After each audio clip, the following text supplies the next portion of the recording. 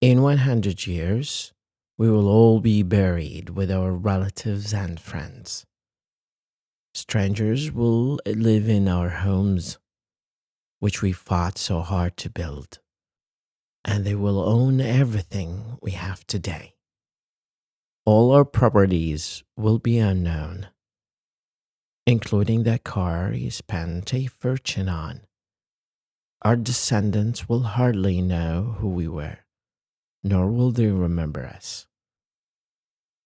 How many of us know our grandfather's father? After our death, we'll be remembered for a few years.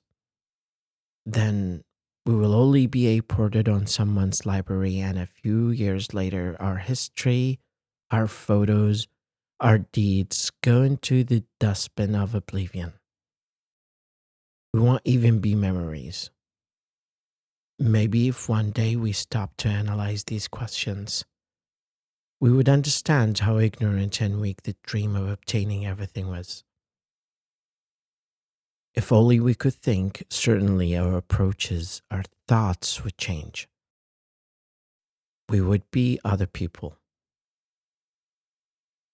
always having more and more, without having time for the things that are really worthwhile in this life.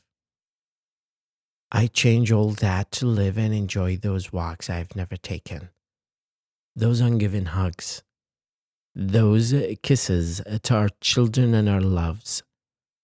Those would definitely be the best moments to remember. Basically, they would fill our lives with joy.